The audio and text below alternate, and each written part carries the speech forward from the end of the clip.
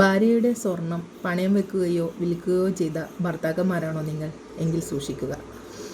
ഇപ്പോൾ ഭാര്യയുടെ സ്വർണം നിങ്ങൾ പണയം വെച്ച് നിങ്ങൾക്കെതിരെ നിങ്ങൾ പണയം വെച്ചതിനെതിരെ കേസ് കൊടുക്കുകയാണെങ്കിൽ ഇപ്പോൾ എത്രയാണോ, അതായത് കോടതി വിധി വരുന്ന സമയത്ത് എത്രയാണോ സ്വർണത്തിൻ്റെ വില, ആ വില നിങ്ങൾ കൊടുക്കേണ്ടി വരും.